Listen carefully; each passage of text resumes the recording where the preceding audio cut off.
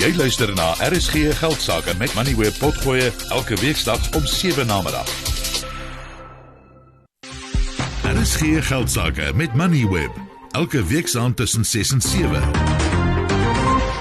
Nedbank het vandag winssyfers vir die jaar tot einde Desember aangekondig en die bank sê in die verslag dat die omgewing waarin hulle in 2023 werksaam was, selfs meer uitdagend was as wat hulle verwag het. Die bank verwys na swak nasionale en internasionale ekonomieë, hoë inflasie, die gepaardgaande rentekoerse en natuurlik aanhoudende beerdkrag. Ten spyte daarvan styg wesensverdienste met 11% na 15,7 miljard rand en die direksie het 'n finale dividend van R10.22 verklaar wat die jaar se dividend op R18.93 te staan bring, 15% op van die vorige jaar. Mike Brown is Nedbank se uitvoerende hoof.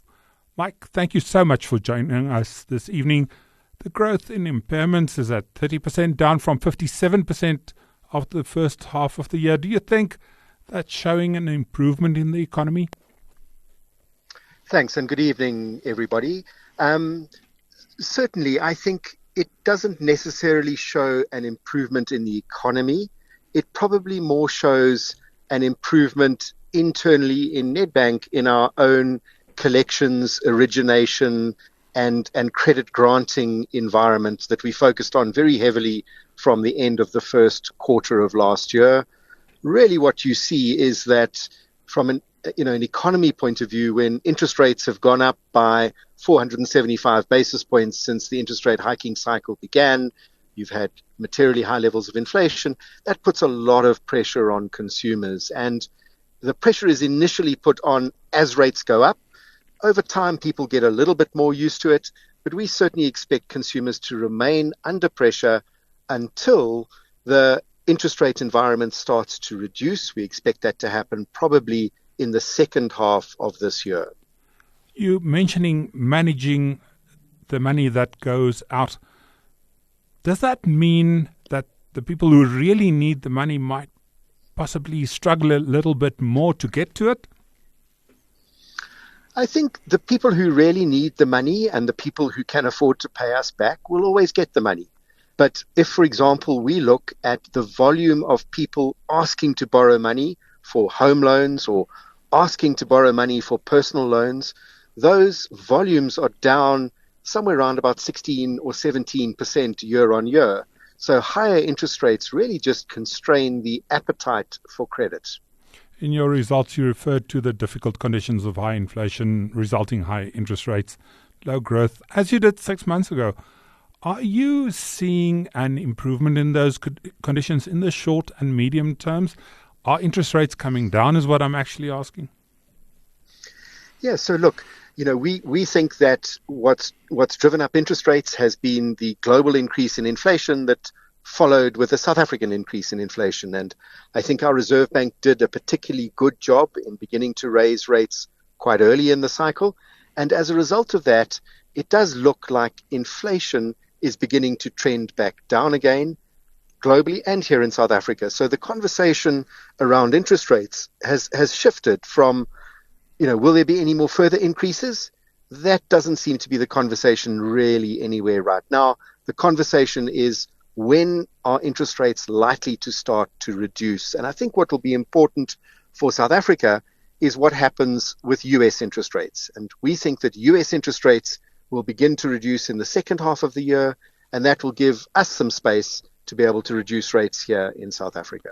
Are you still seeing caution in investments? Not really investments into new businesses, but people making sure current businesses are more efficient and maybe less dependent on government services like electricity. Yes, I think what you see in an environment where our economy's grown in 2023 by 0.6%, that's extraordinarily low levels of growth. It's way too low to make any meaningful dent in poverty and unemployment in our country. So it's absolutely vital that we lift those levels of growth. But people with existing businesses are still continuing to invest in them to remain competitive. We see very, very strong levels of investment in renewable energy in general, particularly now in the private sector, since the legislation was changed to enable private sector generation at scale.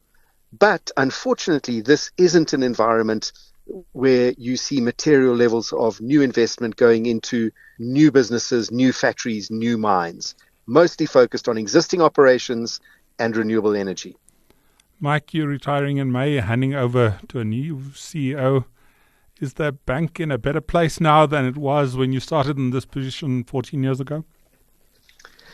Absolutely. It's been an extraordinary privilege to be the chief executive of Nedbank for the last 14 years. I always said I wanted to make sure that I hand over a better bank than the one that I inherited. And I inherited a good bank from Tom Boardman, but it was as we were coming out of the global financial crisis. And if you look at Nedbank today, across every measure, be it client satisfaction, number of clients, revenue generation, brand value, digital capabilities, all of those are materially better than they were 14 years ago. And, there's always more to be done. So Jason and the new management team, I think, inherit very strong foundations. Thank you, Mike. Dis Mike Brown, die uitvoerende hoof van Nedbank. Jy het geluister na RSG Geldsaake met Moneyweb potgoeie elke weeksdag om 7 namiddag. Vir meer Moneyweb potgoeie, besoek moneyweb.co.za of laai die toepassing af en volg Moneyweb News om dagliks op hoogte te bly.